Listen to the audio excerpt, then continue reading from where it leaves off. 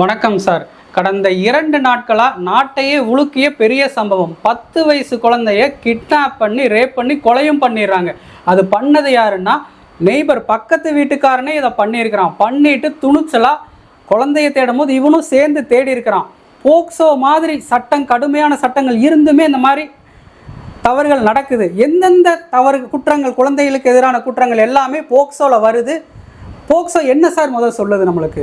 போக்சோனா sir, the protection of children from sexual offenses, POCSO act 2012ல் இந்த சட்டத்தை கொண்டு வந்தாங்க. இந்த சட்டத்தில் 18 வயசுக்கு கீழே இருக்கிறவங்களுக்கு இது பொருந்தும். இது ஜெண்டர் நியூட்ரல், இது ஆண் பெண் அப்படிங்கிற அந்த வித்தியாச பாகுபாடுகள் இதுக்கு இல்லை. ஸ்பெஷல் கோர்ட் கான்ஸ்டிடியூட் பண்ணணும்னு தான் அதில் சொல்லியிருக்காங்க. சைல்டுஹுட் வெல்பீயிங்க்கு இம்பார்ட்டன்ஸ் கொடுக்குறாங்க. அது மட்டும் இல்லாமல் any sexual activity with a minor is deemed to be an offence அப்படின்னு சொல்லி, பிகாஸ் கன்சர்ன் இஸ் நாட், இது அதை பொறுத்த வரைக்கும் law does not legally recognise a concern. அவங்ககிட்ட ஒத்துண்டாங்களா ஒத்துக்கலைங்கிறலாம் அவசியம் இல்லை. செய்கிறது பர்சி தப்பு, அந்த மாதிரி. சரி, எப்படிப்பட்டதெல்லாம் அந்த குழந்தைகளை இந்த மாதிரி பண்ணுறாங்கன்னா, பெண் குழந்தைகளாக இருந்தால் இந்த ஆண்கள் அவங்க பேரில் பால் உணர்வு தூண்டி அது மூலிமா அதுக்குண்டான இதெல்லாம் செஞ்சு அவங்கள மலாஸ் பண்ணி அவங்கள இது பண்ணி எல்லாமே நான் சொன்னோன்னு சொல்லிட்டு இருக்க முடியாது.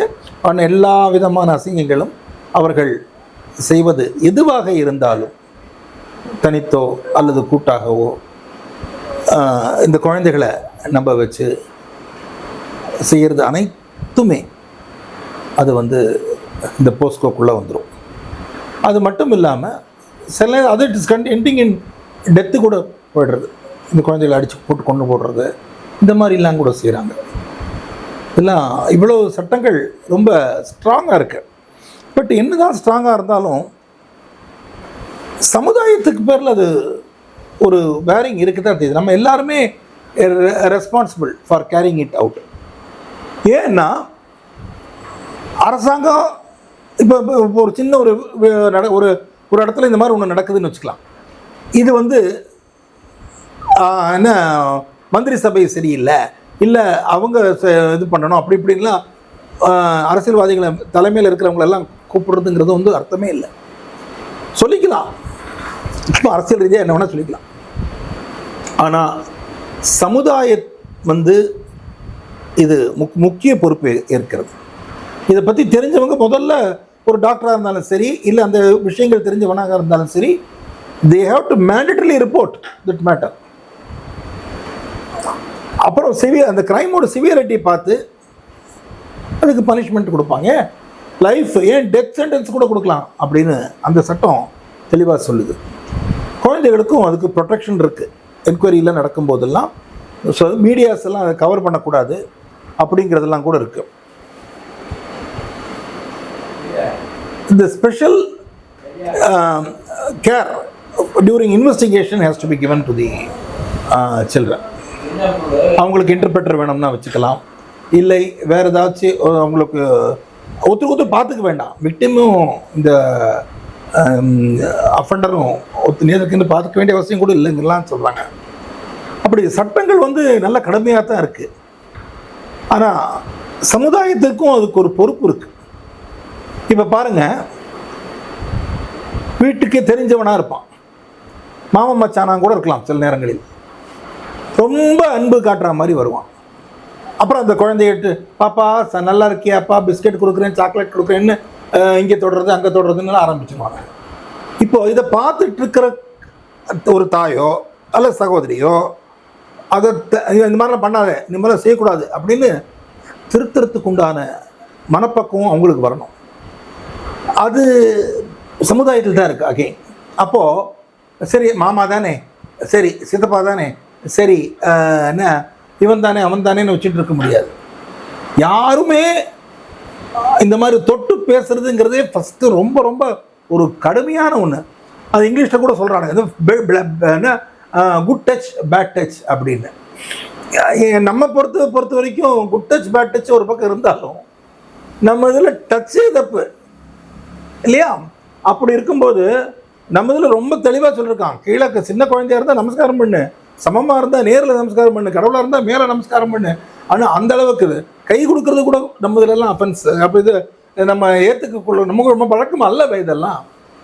இப்போ எது கை கொடுக்கறது, அது எந்த அளவுக்கு முதல்ல அப்படி கை கொடுத்துட்டு அப்படியே ஒரு மதுகளை தொட்டு அப்படியே இறக்கிடுறான். இவனெல்லாம் என்ன பண்ண முடியும் நீங்கள்? அப்போ இவன் படுற தப்புங்கிறது மற்றவங்களுக்கு பார்க்குறவனுக்கும் தெரியும், தெரிஞ்சாலும் சொல்ல முடியாது, அவன் அட்வான்டேஜ் எடுத்துக்கிறான். ஸோ தொட்டு பேசுறதையே முதல்ல தவறுன்னு டிக்ளேர் பண்ணணும். அதுவும் குழந்தைகளுக்கு குறிப்பாக குழந்தைகளாக இருந்தால் தொட்டு பேசுவதே தவறுன்னு இவங்க டிக்ளேர் பண்ணினாத்தான் இது காரியமாகும். அது மட்டும் இல்லாமல் சில டீச்சர்ஸ்லாம் கூட உண்டு, எல்லா டீச்சர் நான் சொல்லவே இல்லை, ஒரு சிலர் இந்த குழந்தைகளை அடிக்கிறது, பெண் குழந்தைகளை அடிக்கிறது, கன்னத்தை பிடிச்சி கிள்ளி விடுறது, ஃபீஸ் கொடுக்கலைன்னா தொடையில் கிள்றது. என்ன சார், சின்ன குழந்தைகளை இந்த மாதிரிலாம் கூட வன்மம் காட்டுறாங்க. ஃபீஸ் கொடுக்காம ஒரு குழந்தை இருந்ததுன்னா அவங்க அப்பாவுக்கு நீ லெட்டர் போட்டு ஏமான்னு கேட்குறத விட்டு குழந்தைகளை டச் பண்ணுறது ரொம்ப ரொம்ப தப்பு. அதுவும் சின்ன குழந்தைகளாக இருந்தாலும் பெண் ஆண் ரெண்டு பேருக்குமே. ஏன்னா ஆண்களாக இருந்தாலும் சில ஒரு 100 பேர் இருந்தால் 1-2 பேர் இந்த மாதிரி லேடிஸாக இருந்தாலும் தவறாக நடக்கிறதுக்கு உண்டான வாய்ப்புகள் இருக்குது. அதனால் எந்த குழந்தைகளையுமே அடிக்கிறதோ துன்புறுத்துறதோ ரொம்ப ரொம்ப தப்பு. அது அவங்க எக்ஸ்டென்ட் தாண்டி சில நேரத்தில் செஞ்சிடுறாங்க. ஏதாச்சும் உங்களுக்கிட்ட தலைமை ஹெட்மாஸ்டர் கிட்ட இதை ரிப்போர்ட் பண்ணணும். ரிப்போர்ட் பண்ணி அவங்க அம்மா அப்பாவை கூப்பிட்டு அதை வார்ன் பண்ணுறதே ஒழிய இவங்களுக்கு இந்த மாதிரி ஃபீஸ் கட்டலைன்னா கிள்ளி விடுறது, மூஞ்சி பார்த்து இது பண்ணி விடுறது, இல்லைன்னா ரொம்ப அன்பு காட்டுற மாதிரி மடியிலேயே உட்கார வச்சு என்ன இதுக்கு சொல்லி கொடுக்கறது எல்லாமே தப்பு தான் இல்லையா? இதெல்லாம் கர்டேல் பண்ணணும். கிளாஸ் ரூம்ஸில் இது வைக்கணும், சிசிடிவி கேமரா. பாருங்க என்ன நிலைமைன்னு. அந்த காலத்தில் குரு எவ்வளோ முக்கியமாக எவ்வளோ பெரிய இதாக நம்ம நினச்சிட்டு இருக்கோம், எப்படி இப்போ நினச்சிட்டு இருக்கோம். அப்படி இருக்கும்பொழுது இந்த மாதிரி ஒரு கிளாஸில் சிசிடிவி வைக்க வேண்டியது, கிளாஸில் மட்டும் இல்லைங்க, வெளியிலையும் சமுதாயத்துலேயும் ரோட்டில் பார்க்கில் இல்லை மற்ற பொது இடங்களில் எல்லாம் வச்சு அத்தனை இடத்துலையும் வைக்கிறதுங்கிறது சாத்தியக்கூறு இல்லை. பட் இந்தந்த இடத்துகளில் அதிகமாக இந்த மாதிரி பிரச்சனைகள் வரக்கூடிய இடம் ஒரு ஸ்கூலு, ஒரு ஹாஸ்பிட்டல், இந்த மாதிரி ஒரு இடங்கள். ஏன்னா ஹாஸ்பிட்டலில் கூடயும் சில நேரத்துகளில் தவறுகள் நடக்குதுங்க. ஏன்னா எந்த டச் எப்படி போகிறதுங்கிறது யாருக்குமே தெரிகிறது இல்லை, அது வரையறையும் இல்லை. ஸோ இதெல்லாம் தான் நம்மளுடைய இதில் வரக்கூடியது தவறுகளாக தெரிகிறது. அதை அந்தந்த காலகட்டங்களில் அந்தந்த நேரங்களில் அவர்கள் சரியாக இதை திருத்திக் கொள்ள வேண்டும்.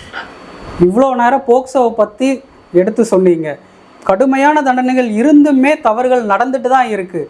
இதை ஒரு ப்ரிவென்டிவ் மெஷர்ஸாக என்னென்னலாம் ஸ்டெப்ஸ் எடுக்கலாம் சார்? திருடனாய் பார்த்து திருந்தாவிட்டால் திருட்டை ஒழிக்க முடியாதுன்னு ஒரு பாட்டு தான் ஞாபகத்தில் வருது சார். இது குறிப்பாக தாய்மார்கள் அவேர்னஸாக இருக்கணும். தங்கச்சி அக்காமார்கள் ஃபஸ்ட்டு அவங்களுக்கு விஷயத்தை தெளிவுபடுத்தணும், ஒரு அவேர்னஸ் கொடுக்கணும். என்னென்னமோ நம்ம டிவியில் பார்த்துட்ருக்கோம், இந்த மாதிரி செய்கிறது தவறு அப்படின்னு 4 பேருக்கு எடுத்து காட்டினேன். யார் என்ன பண்ணுறாங்கன்னே தெரிய மாட்டேங்குது. இப்போ குறிப்பாக சொந்தக்காரங்கன்னு சொல்லிக்கிறாங்க, பக்கத்தில் வராங்க, அந்த குழந்தைகளை ரொம்ப அன்பாக கொஞ்சிற மாதிரிலாம் கொஞ்சிறாங்க. சில நேரத்தில் முத்தம் கொடுக்குறாங்க, ஸ்வீட் கொடுக்குறேங்கிறாங்க. என்ன பண்ணுறாங்கன்னு, ஏன்னா இது ரைட்டு இது தப்புன்னு ஒரு வரையறை இல்லையா? ஒரு வரையறை கொண்டு வரத்துக்கு உண்டான ஏதுக்கள் ஒரு இன்ஃபர்மேஷன் டெலிவிஷன்ஸ்லேயோ அல்லது சினிமாஸ்லேயோ ஒரு ஸ்லைடு போட்டு காட்டுற மாதிரி இந்த மாதிரி செய்வது எல்லாமே தவறு அப்படின்னு அவங்க தெளிவாக ஒரு ஃபிலிம் டிவிஷன்ஸோட இன்ஃபர்மேஷனில் அதை போடணும். லேடிஸுக்கு குறிப்பாக அவேர்னஸ் பண்ணணும். எல்லாரும் இந்த சாமியார் பின்னால் எல்லாரும் போய் இது பண்ணுற மாதிரி எதுவும் ரைட் எதுவும் தப்புன்னு தெரியாத மாதிரிலாம் பண்ணிட்டு இருக்காங்க இல்லையா? அதே நம்பிக்கை சொந்தக்காரங்க கூடலையும் தெரியாத தேர்ட் பர்சன் மேலேயும் ஏதோ முக்கில் உட்காந்துருப்பான். அவன் கேட்டால் மாமாம்மா, அவன் பண்ணுற இது லூட்டு கொஞ்சம் நஞ்சம் இருக்காது. அந்த அந்த ஃபேமிலிக்கு ரொம்ப இன்வால்மெண்ட்டாக காமிச்சு, அதுவும் குறிப்பாக இந்த மாதிரி ஒரு சிங்கிள் லேடிஸ் இருக்கக்கூடிய இடத்துல, அவங்களுக்கு சப்போர்ட்டர்ஸ் இல்லாத இடத்துல, இதில் எல்லாம் இவனுக்கு கொஞ்சம் இது பண்ணிடுறானுங்க.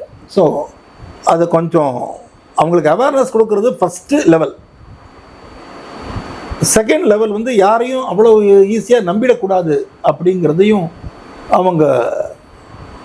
அவங்களுக்கு அவேர்னஸ் கொடுக்கணும். அதுக்கு பெஸ்ட் ஆப்ஷன் வந்து only through film media, film divisions presence அவங்களோடதுலையும் இதை வந்து எடுத்துகிட்டு போனால் நல்லாயிருக்கும். சார், இப்போ இந்த மாதிரி குற்றங்களில் குற்றவாளிகள் வந்து விக்டிமாக சின்ன குழந்தைகளையே சூஸ் பண்ணுறாங்க. சின்ன குழந்தைகளை சூஸ் பண்ணுறதுக்கு பல காரணங்கள் சார். ஒன்று வந்து இவங்களுக்கு வந்து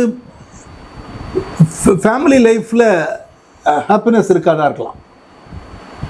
ரெண்டாவது வந்ததுன்னா இவங்களுக்கு வந்து prostitution is also an offense.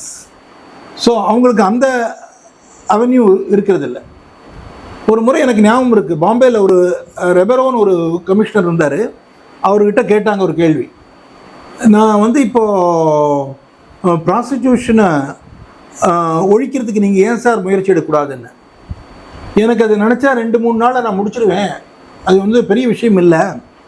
ஆனால் அதுக்கப்புறம் ஃபேமிலி கேர்ள்ஸ் தான்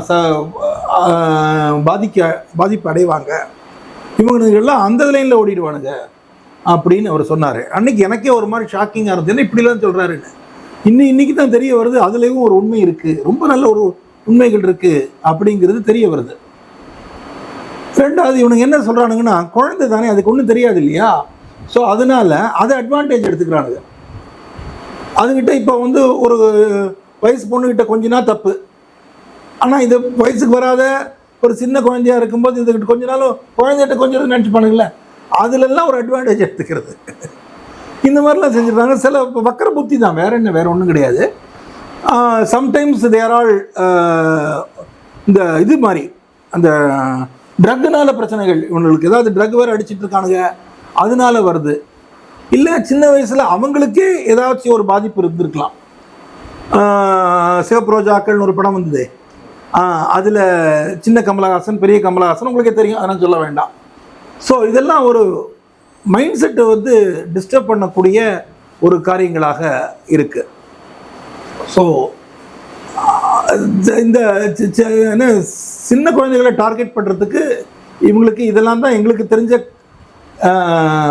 காரணமாக தெரிகிறது. இது இல்லாமல் பல காரணங்கள் இருக்குது. அவங்க குழந்தைகள் எப்படி சஃபர் பண்ணாங்கங்கிறது தெரியாது அவங்களுக்கு, இது ஒரு ஈஸி ஆக்சஸ்ங்கிறதுனால அதை அவங்க செய்கிறாங்க. இப்போ இந்த கோயம்புத்தூரில் நடந்த விஷயத்தினால பொதுமக்கள் எல்லாமே ஒரு கொந்தளிப்பில் இருக்காங்க. அந்த குற்றவாளியை என்கவுண்டர் பண்ணிருங்கன்னு சொல்கிறாங்க.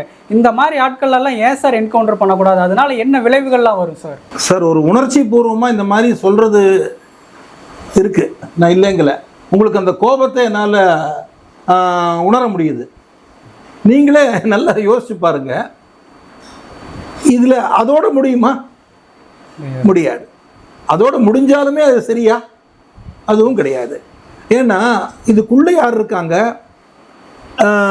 அதுக்கு முன்னால் இருந்து பின்னால் விட்டு பண்ணுறவங்க யாராக இருக்காங்களா, இல்லை சம்மந்தப்பட்டவங்க வேற யாராக இருக்காங்களா, இப்படிப்பட்ட பல காரியங்கள் உள்ளே இருக்கு. ரெண்டாவது, எடுத்தோம் கவுத்தோங்கிற மாதிரி டக்குன்னு என்கவுண்டர் பண்ண முடிச்சோங்கிறது அல்ல. இந்த நம்மளுடைய ஜுடிஷியரி பேரில் நமக்கு மக்களுக்கு கான்ஃபிடன்ஸ் இருக்கணும், இருக்கு.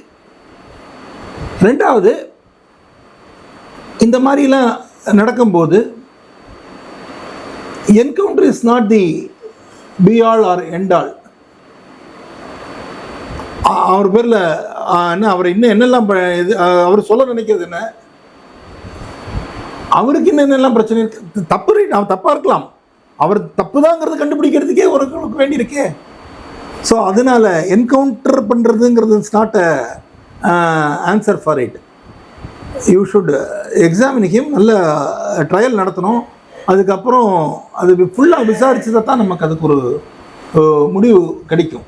நம்ம ஆத்திரத்தில் ஏதாவது சொல்லிடலாம், பட் உங்களுக்கு தோணும், அப்படிலாம் தோணும். ஆனால் அது முடிவல்ல, நியாயமும் அல்ல. ஹியூமன் ரைட்ஸ் வயலேஷன் சார் அது. ரொம்ப நன்றி சார். இவ்வளவு நேரம் போக்சோவை பற்றி தெளிவாக எக்ஸ்பிளைன் பண்ணி விரிவாக எல்லாம் சொன்னீங்க. இது போல் என்ன டவுட்டாக இருந்தாலும் உங்களை நாங்கள் காண்டாக்ட் பண்ணுறோம் சார். மக்களே, நீங்களும் இந்த குற்றங்களுக்கு என்ன தண்டனை கொடுக்கலான்னு நினைக்கிறீங்கிறத கமெண்ட் செக்ஷனில் சொல்லுங்கள். மறக்காமல் காமெண்டஸ்க் சேனலை ஃபாலோ பண்ணுங்கள், ஷேர் பண்ணுங்கள். நன்றி மக்களே. சட்டங்கள் தங்களுடைய கடமையை செய்து கொண்டிருந்தாலும் அந்த கடமை சமுதாயத்தின் மீதும் இருக்கிறது. ஒவ்வொரு நபரும் ஒரு நீதிபதியாக தங்களை நினைத்து கொண்டு சமுதாயத்தில் நீதி என்ன, நியாயம் என்ன, நேர்மை என்ன என்பதை உணர்ந்து நடந்திருந்தால் இப்படியெல்லாம் எந்த விதமான சந்தர்ப்பங்களும் சூழ்நிலையும் வராது என்பது திண்ணம். அதனால் இந்த பொறுப்பு சமுதாயத்திற்கும் இருக்கிறது என்று சொல்லி நிறைவு பெறுகிறேன். நேயர்களுக்கு என்னுடைய நன்றியும் இத்தருணம் உறுத்தாக்கிக் கொள்கிறேன்.